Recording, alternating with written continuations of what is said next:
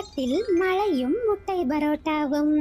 ஒரு அழகான காட்டுல இருந்த உயரமான தென்னை மரத்துல ஒரு சின்ன குருவியோட கூடு ஒண்ணு இருந்துச்சு. அந்த கூட்டுக்குள்ள மீனுக்குருவி தான் பொண்ணு சாரா கூட வாழ்ந்து வந்துச்சு.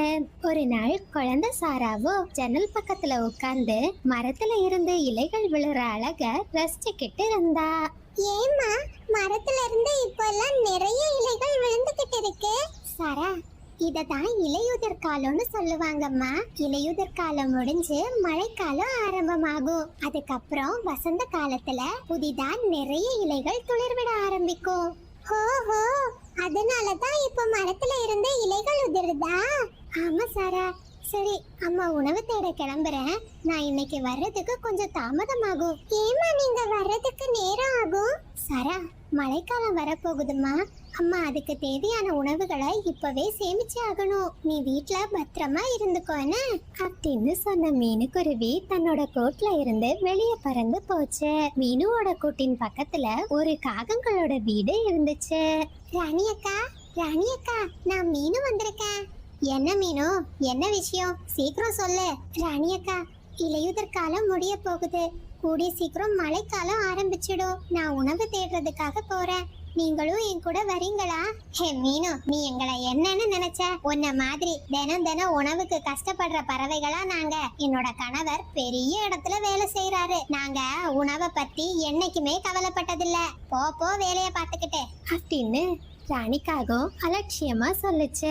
உடனே மீனுக்குருவி எதுவும் பேசாம உணவு தேடுறதுக்கு பறந்து போச்சு. அன்னைக்கு மீனுக்குருவிக்கு கிராமத்துல இருந்து நிறைய தானியங்கள் கிடைச்சது. அதை எடுத்துக்கிட்டு ரொம்ப சந்தோஷமா மீனுக்குருவி தன்னோட காட்டுக்கு பறந்து போச்சு. இப்படியே ஒரு 2 நாட்கள் கடந்துச்சு. காட்டுல மழைக்காலமும் ஆரம்பிச்சிடுச்சு. காட்டுல எங்க பார்த்தாலும் கருமேகங்கள் சூழ்ந்து கனமழை பெஞ்சுக்கிட்டே இருந்துச்சு. அந்த நேரத்துல மீனுக்குருவியோ தான் சேமிச்ச தானியங்களை வச்சு தான் குழந்தை கூட வீட்ல ருசியான சாப்பாடுகளை தயார் செய்து சாப்பிட்டுச்சு.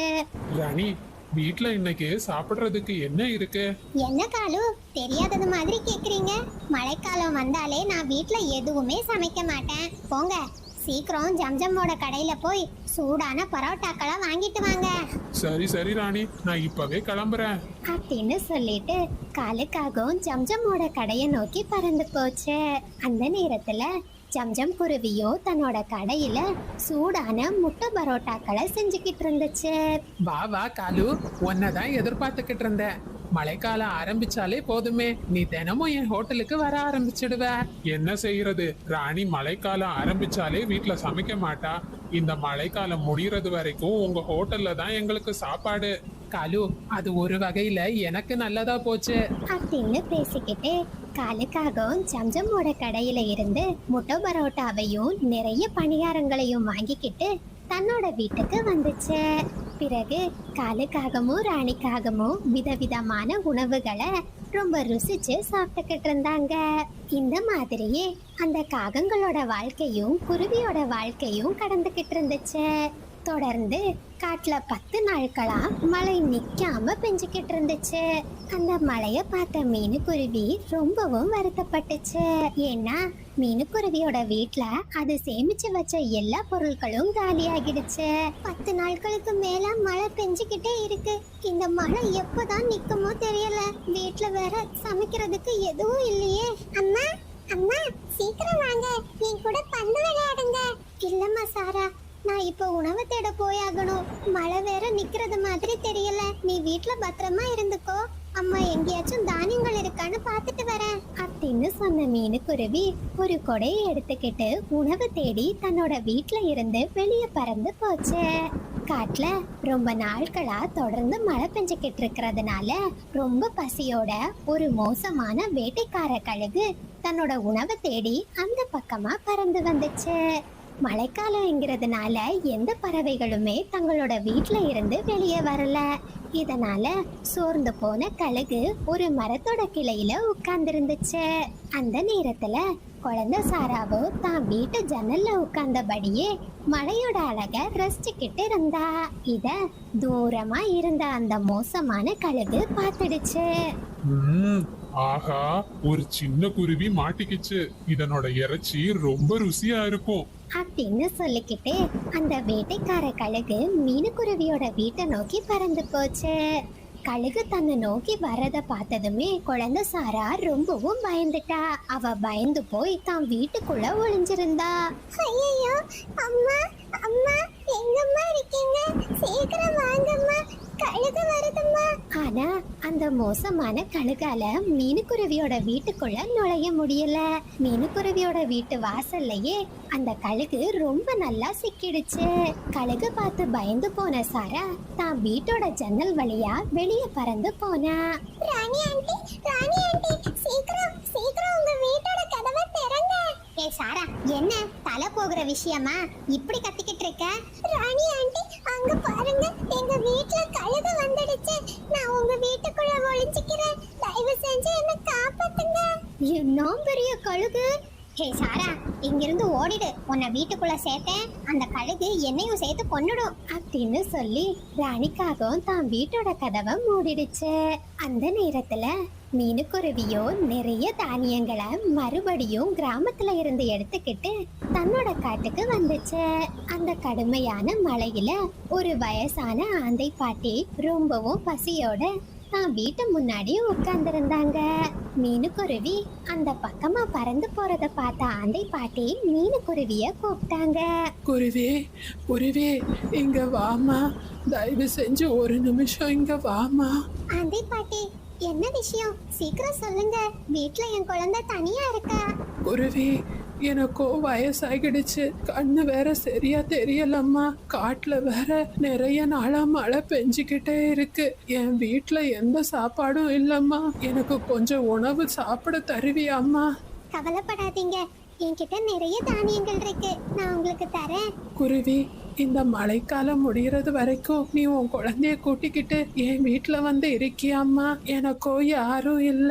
இந்த மழைக்காலத்துல நான் ரொம்ப சிரமப்படுறேம்மா. பாட்டி, கவலைப்படாதீங்க, நான் தினம் தினம் தானியங்களை எடுத்துட்டு வந்து உங்களுக்கு தரேன். அப்படி ஒரு சூழ்நிலை எனக்கு வந்துச்சுன்னா கண்டிப்பா உங்க வீட்ல வந்து நான் தங்குறேன். அப்படின்னு சொன்ன மீனுக்குருவி ஆந்தை பாட்டிக்கு கொஞ்சம் தானியங்களை கொடுத்துச்சு. பிறகு ரொம்ப வேகமா தன்னோட வீட்டை நோக்கி பறந்து போச்சு. மீனுக்குருவியோட கூட்டுல மாட்டி இருந்த கழுகு வெளியே வர முடியாம மீனுக்குருவியோட கூட உடைக்க ஆரம்பிச்சது. வீட்டுக்கு வந்து பார்த்த மீனுக்குருவி தன்னோட கூடு உடைஞ்சிருக்கிறத பார்த்து ரொம்பவும் அழுதுச்சு. ஐயோ, என்ன நடந்திருக்கும்? என் குழந்தைய காணுமே, அவ எங்க போயிருப்பா? சாரா, சாரா, நீ எங்கம்மா இருக்க? தான் அம்மாவோட குரலை கேட்டதுமே புதருக்குள்ள மறைஞ்சு இருந்த சாரா வேகமா தான் அம்மாவை நோக்கி பறந்து போனா. சாரா மீனுக்குருவி கிட்ட நடந்த எல்லா விஷயத்தையும் சொன்னா. பயப்படாதம்மா, நாம இங்க இருக்க வேண்டாம். அம்மாக்கு ஒரு பாதுகாப்பான இடம் தெரியும். உனக்கு எதுவும் ஆகாது. அம்மா உன்னை அங்க கூட்டிட்டு போறேன் அப்படின்னு சொன்ன மீனுக்குருவி சாராவை கூட்டிக்கிட்டு ஆந்தை பாட்டியோட வீட்டை நோக்கி பறந்து போச்சு. தன்னோட இரைய தவற விட்ட அந்த மோசமான கழுகு ரொம்பவும் கோபத்தோட ஒரு மரத்தோட கிளையில உட்கார்ந்துருந்துச்சு. அந்த சமயத்துல காலுக்காகவும் ராணிக்காகவும் தங்களோட வீட்டுல உட்கார்ந்தபடியே சூடான முட்டை பரோட்டாக்களை சாப்பிட ஆரம்பிச்சாங்க. அந்த வாசம் காற்றுல மெது மெதுவா பரவ ஆரம்பிச்சது. அருமையான வாசம். இந்த முட்டையோட வாசம் எங்க இருந்து வருது? அப்படின்னு சொல்லிக்கிட்டு கழுகு அந்த வாசத்தை தேடி பறந்து போச்சு. அந்த வாசத்தை நுகர்ந்தபடியே வேட்டைக்கார கழுகு காகங்களோட வீட்டின் கதவை உடைச்சது. கழுகு பார்த்ததுமே 2 காகங்களும் ரொம்ப அதிர்ச்சி ஆகிட்டாங்க. ஆகா, ஆகா, அருமையான உணவு. முட்டை, பரோட்டா, இனிப்பு. எனக்கு இன்னைக்கு அதிர்ஷ்டம் தான் அப்படின்னு சொன்ன கழுகு வீட்டுக்குள்ள வந்து எல்லா உணவுகளையும் சாப்பிட ஆரம்பிச்சது. காகங்களே, நீங்க எனக்கு இன்னைக்கு அருமையான விருந்து வச்சிருக்கீங்க. நான் நாளைக்கும் வருவேன். எனக்கு இதே மாதிரி நாளைக்கும் விருந்த தயார் செய்து வைங்க அப்படின்னு சொல்லிக்கிட்டு வயிறு நிறைய சாப்பிட்ட கழுகு அங்கிருந்து பறந்து போச்சு. 2 காகங்களும் என்ன பண்றதுன்னே தெரியாம முழிச்சுக்கிட்டு நின்னாங்க. அந்த சமயத்துல மீனுக்குருவியும் ஆந்தை பாட்டியோட வீட்டுல ரொம்ப பாதுகாப்பா உட்கார்ந்து இருந்துச்சு. மழைக்காலமும் காகங்களும். ஒரு நாள் இரவு நாம்பூர் காட்டுல ரொம்ப பலமா மழை பெஞ்சுக்கிட்டு இருந்துச்சு.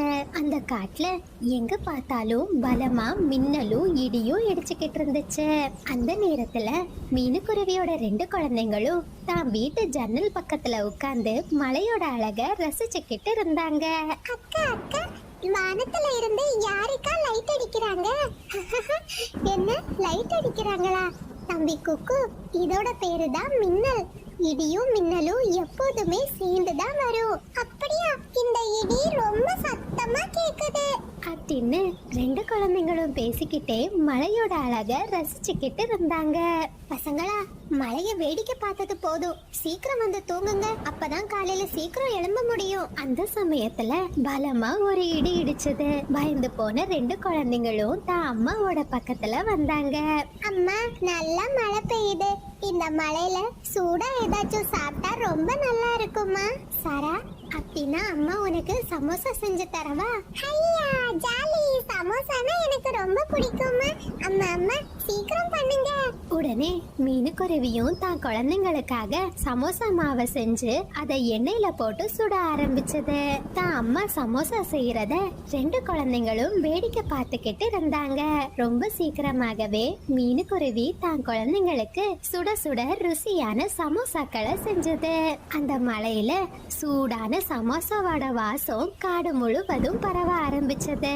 அந்த வாசம் மீனுக்குருவியோட பக்கத்து வீட்டுல வாழ்ந்த காகங்களோட வீட்டுக்கும் போக ஆரம்பிச்சது. அட அட அட, என்ன அருமையான வாசனை! மீனுக்குருவி சமோசா செய்ய ஆரம்பிச்சிடுச்சுன்னு நினைக்கிறேன். அந்த குருவி எப்ப மழை பெஞ்சாலும் சரி சுட சுட பலகாரங்களை செஞ்சுக்கிட்டே இருக்கு. அந்த சமோசாவை எனக்கும் சாப்பிடணும்னு ரொம்ப ஆசையா இருக்கு. அப்படின்னா நீங்க போய் மீனுக்குருவியோட வீட்ல இருந்து சமோசாக்களை திருடிட்டு வாங்க. என்ன, சமோசாக்களை திருடுறதா? ராணி, நீ தெரிஞ்சுதான் சொல்றியா? மீனுக்குருவியோட வீட்ல 2 குட்டி பிசாசுங்க இருக்கு. அதுங்களோட கண்ணுல நான் பட்டேன், அவ்வளவுதான். என்ன அருமையான வாசனையா இருக்கு. அந்த சமோசாவை நான் சாப்பிட்டே ஆகணும். நான் ஏதாச்சும் போய் சொல்லி அந்த குருவி கிட்ட இருந்து சமோசாவை வாங்கிட்டு வரேன். ரொம்ப நல்லது ராணி, வெற்றியோட திரும்பி வா. உடனே ராணிக்காகமும் ஒரு கொடையை எடுத்துக்கிட்டு மீனுக்குருவியோட வீட்டுக்கு பறந்து போச்சு. அப்படி போன ராணிக்காகம் வீட்டோட கதவை தட்ட ஆரம்பிச்சது. அந்த சமயத்துல மீனுக்குருவியும் குழந்தைங்களும் அந்த சூடான சமோசாவை சாப்பிட்டுக்கிட்டு இருந்தாங்க. அம்மா, இந்த மழையில யாருமா வீட்டோட கதவை தட்டுறாங்க? எனக்கு தெரியல சாரா. யாருக்காச்சும் ஏதாச்சும் உதவி தேவைப்படும்னு நினைக்கிறேன். நான் யாருன்னு பாக்குறேன் அப்படின்னு சொன்ன மீனுக்குருவி தான் வீட்டோட கதவை திறந்துச்சு. ராணி அக்கா, என்ன விஷயம்? இந்த மலையில என் வீட்டுக்கு வந்திருக்கீங்க? மீனு, என்ன உன் நண்பன் புறா தான் இங்க அனுப்பி வச்சது. புறாவோட அம்மா வீட்டுக்கு வந்திருக்கா. அவங்களுக்கு சாப்பிட கொடுக்கறதுக்கு புறாவோட வீட்ல எதுவும் இல்லையா. அதான் உன் வீட்ல ஏதாச்சும் சாப்பாடு இருக்கான்னு கேட்டுட்டு வர சொல்லுச்சு. ராணி அக்கா, என் வீட்ல இப்பதான் நான் சூடா சமோசாக்களை செஞ்சேன். நீங்க உள்ள வாங்க. உடனே ராணிக்காகமும் மீனுக்குருவியோட வீட்டுக்குள்ள வந்துச்சு. மீனுக்குருவி கொஞ்சம் சமோசாக்களை ஒரு டிஃபன் பாக்ஸ்ல வச்சு ராணிக்காகத்துக்கிட்ட கொடுத்துச்சு. ராணி அக்கா, இந்த டிஃபன் பாக்ஸ புறா அண்ணா கிட்ட கொடுங்க. சரி சரி மீனு, எனக்கு நேரம் ஆகிட்டு. நான் சமோசாக்களை புறாவோட வீட்ல கொடுத்துட்டு என் வீட்டுக்கு போனோம் அப்படின்னு சொல்லிட்டு ராணிக்காகவும் அந்த சமோசாக்களை வாங்கிக்கிட்டு அங்கிருந்து பறந்து போச்சு. கலு, பாத்தீங்களா? இந்த டிஃபன் பாக்ஸ்ல சூடா சமோசா இருக்கு. ராணி, நீ என்ன சொல்லி அந்த குருவி கிட்ட இருந்து சமோசாக்களை வாங்கின? புறாவோட அம்மா வீட்டுக்கு வந்திருக்காங்க, புறாவுக்கு சாப்பாடு வேணும்னு சொன்னேன். அந்த குருவி எதையும் யோசிக்காம எனக்கு சமோசாக்களை தந்துட்டு. ஜாலி ஜாலி, புறாவோட அம்மாவுக்கு பதிலு நாம இந்த சமோசாக்களை சாப்பிடுவோம் அப்படின்னு பேசிக்கிட்டு 2 காகங்களும் ரொம்ப சந்தோஷமா அந்த சமோசாக்களை சாப்பிட்டாங்க. அப்படியே மறுநாள் பொழுது விடிஞ்சது. காட்டுல மழையும் நின்னுச்சு. சரா, சீக்கிரம் தம்பி எழுப்பு, ஸ்கூலுக்கு நேரம் ஆகிட்டு. நான் புறா மாமாவோட வீட்ல போய் உன்னோட டிஃபன் பாக்ஸ வாங்கிட்டு வரேன். சரிம்மா, நீங்க போயிட்டு வாங்க, நான் தம்பியை எழுப்புறேன் அப்படின்னு சொன்ன மீனுக்குருவி டிஃபன் பாக்ஸ வாங்குறதுக்காக புறாவோட வீட்டுக்கு போச்சு. புறானே, சாராவோட டிஃபன் பாக்ஸ்ல சமோசா கொடுத்து விட்டனே, அதை கொடுங்க. சாராவுக்கு பள்ளிக்கு நேரம் ஆகிடுச்சு. என்ன மீனு சொல்ற? சமோசாக்களை கொடுத்து விட்டியா? எப்போ? உங்க அம்மா வீட்டுக்கு வந்திருக்காங்கன்னு ராணிக்காகவும் என்கிட்ட இருந்து சமோசாக்களை வாங்கிட்டு போச்சு. ஐயோ மீனு, அந்த ராணி உன்னை ஏமாத்திருக்கா. எங்க அம்மா ஒன்னும் வீட்டுக்கு வரல.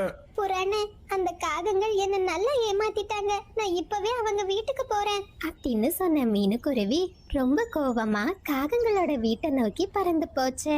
மீனுக்குருவி வீட்டுக்கு வந்து பார்த்த நேரம் 2 காகங்களும் ரொம்ப அயர்ந்து தூங்கிக்கிட்டு இருந்தாங்க.